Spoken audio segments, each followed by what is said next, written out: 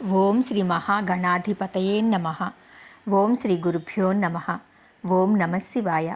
శివపురాణంలో ఈరోజు మల్లికార్జునుడి గురించి తెలుసుకుందాము.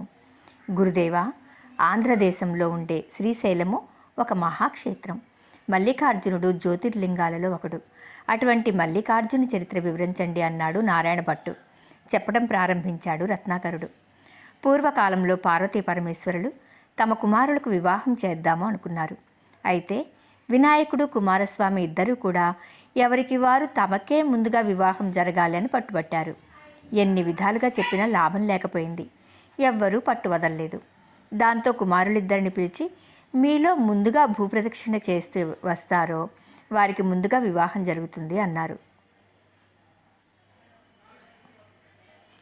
ఆ మాటలు వినగానే కుమారస్వామి నెమలి వాహనం మీద బయలుదేరి వేగంగా వెళ్ళిపోయాడు.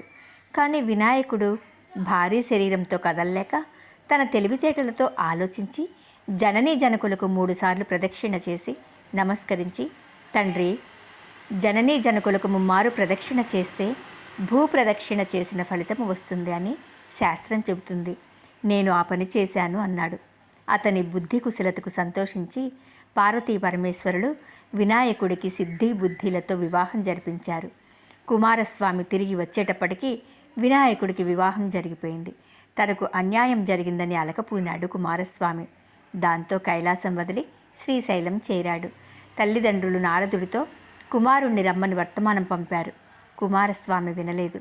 కుమారుణ్ణి వదలలేక పార్వతీదేవే అక్కడికి వచ్చింది. ఆమె వెనక పరమేశ్వరుడు కూడా వచ్చాడు. కుమారుడు మాత్రం అక్కడి నుంచి రానున్నాడు. చేసేది ఏమీ లేక, కుమారుణ్ణి తీసుకుపోయే మార్గం తెలియక పార్వతీ పరమేశ్వరులు శ్రీశైలం మీదనే స్థిర నివాసం ఏర్పరచుకున్నారు. ఈ విధంగా పరమేశ్వరుడు శ్రీశైలానికి వచ్చేశాడు. పూర్వకాలంలో చంద్రగుప్తుడు అనే రాజు ఉండేవాడు.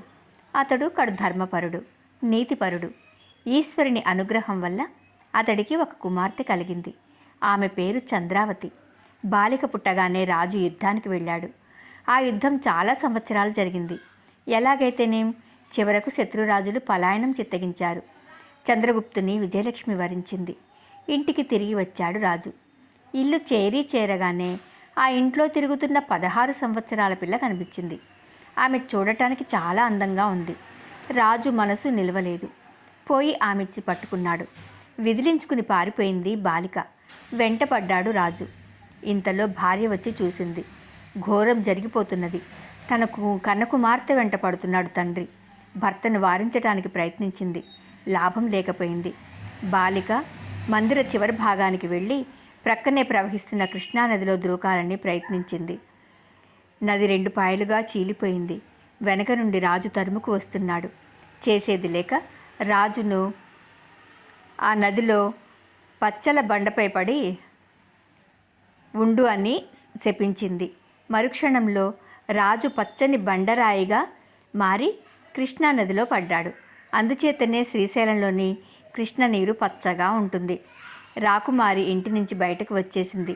ఆ పర్వత శిఖరం మీద వెలసిన శివలింగాన్ని నిత్యము అర్చించటం మొదలుపెట్టింది. ఇతర ఆలోచనలు ఏమీ లేవు. ఎప్పుడూ ఈశ్వరుని నామస్మరణమే. ప్రతినిత్యము ఆ దేవుని సుగంధ పరిమళాలు వెదజల్లే మల్లెపూలతో భగవంతుని ఆరాధించేది. ఈ రకంగా మల్లెపూలతో ఆరాధించబడ్డాడు కాబట్టి స్వామి మల్లికార్జునుడు అని పిలువబడ్డాడు. శ్రీశైలము దివ్యక్షేత్రం. కైలాసంలో ఉండే కన్నా శ్రీశైలంలో ఉండటము శ్రేయస్కరమని శివుడే చెప్పాడు. శ్రీశైలానికి ఇంకొక ప్రత్యేకత కూడా ఉన్నది.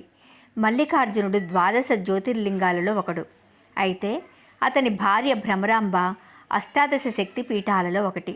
ఇలాంటివి దేశం మొత్తం మీద 3 ఉన్నాయి. అవి శ్రీశైలంలో భ్రమరాంబ మల్లికార్జునుడు, కాశీలో విశాలాక్ష్మి విశ్వనాథుడు, ఉజ్జయినిలో మహాకాళి మహాకాళేశ్వరుడు. వీటన్నింటిలోకి కూడా శ్రీశైలము ముఖ్యమైనది అంటూ వివరించాడు రత్నాకరుడు. ఓం నమః శివాయ. రేపటి రోజున మహాకాళేశ్వరుడు గురించి తెలుసుకుందాము.